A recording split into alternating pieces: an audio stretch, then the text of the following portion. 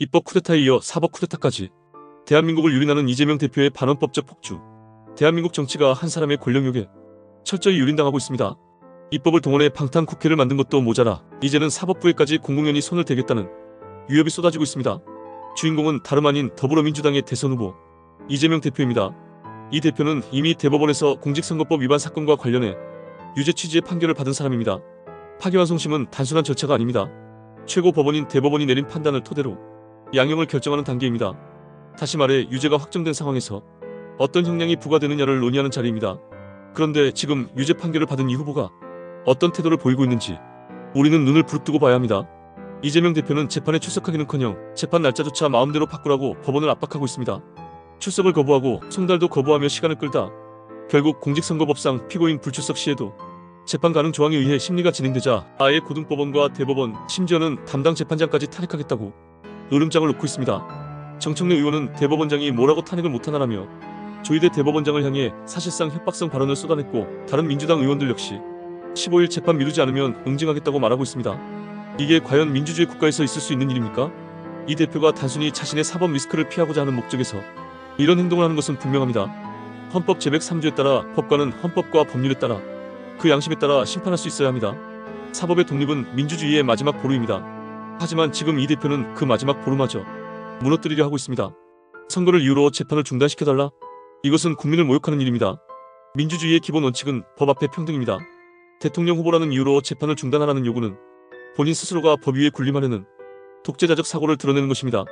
게다가 이 대표는 단 한 건의 사건이 아니라 위증교사, 대장동 비리, 백현동 특혜 등 총 5건의 형사재판에 걸려있는 피고인입니다. 그가 하루아침에 대선 후보가 되었다고 해서 이 재판들이 멈춰야 합니까? 문제는 단지 이재명이라는 인물 하나에 국한되지 않습니다. 민주당이라는 거대 야당이 총력을 다해 사법부를 흔들고 있다는 점이 대한민국의 법치 자체를 위협합니다. 윤호중 선대본부장은 사법 쿠데타 운운하며 대법원과 고등법원을 향해 심리 자체를 막겠다는 발언을 했습니다. 헌법재판소를 압박해 위헌 결정을 얻어낸 경험이 있는 민주당이 이번에는 법원의 칼끝을 겨눈 것입니다. 이 대표는 공식 선거운동이 시작되면 선거법 11조를 근거로 재판 정지를 주장하고 있습니다. 그러나 이 조항은 구속과 체포를 막기 위한 것으로 재판까지 중단하라는 취지는 아닙니다. 이 법조항을 왜곡 해석하여 사법정지를 요구하는 민주당의 행동은 헌법질서와 법률 해석의 기본을 정면으로 부정하는 것입니다. 정권교체와 무관하게 이재명 대표가 유죄 판결을 받고 전과 오범이 되는 것은 시간 문제입니다. 이미 법적으로 유죄 취지가 확정되었고 단지 절차상 판결만 남았습니다. 그런데 그 짧은 시간을 막기 위해 대법원장과 재판장을 탄핵하고 사법부 전체를 위협하며 관련 입법까지 시도하고 있는 현실. 이것이야말로 진정한 사법 쿠데타입니다. 이 사태를 더 어처구니 없게 만드는 것은 이 대표가 야당의 대선 후보라는 점입니다. 국민의 선택을 받겠다는 사람이 국민의 법 감정을 이렇게 무시하고 법의 적용을 자기 편의에 따라 좌지우지하려는 모습을 보이는 것은 도저히 용납될 수 없습니다. 이 후보는 공정한 선거운동 기회를 달라고 주장하지만 공정한 선거란 모든 후보가 법 앞에 동등할 때만 가능합니다. 유죄 확정 직전의 후보에게 선거운동 기회를 제공하라는 것은 민주주의에 대한 조롱입니다. 이 모든 것이 가능하게 된 배경에는 국민의힘의 무능도 지적하지 않을 수 없습니다. 강력하게 이재명 대표의 반헌법적 행태를 규탄하고 국민들에게 분명한 메시지를 전달했어야 할 국민의힘은 여전히 경선 갈등과 내부 권력 싸움에 빠져 있습니다. 이런 식이라면 정권 재창출은커녕 대한민국의 법치 자체가 뿌리째 흔들릴 수 있습니다. 지금은 어느 진영이든 이념을 떠나 법과 정의, 상식을 지키기 위해 하나가 되어야 할 때입니다. 범죄자는 국민 앞에서 정당한 법의 심판을 받아야 합니다. 이 대표가 해야 할 일은 선거운동이 아니라 재판 출석입니다. 그리고 민주당이 해야 할 일은 대법원을 협박하는 것이 아니라 범죄 의혹을 지닌 자가 대선 후보로 나설 수밖에 없는 당의 도덕적 파탄을 반성하는 것입니다.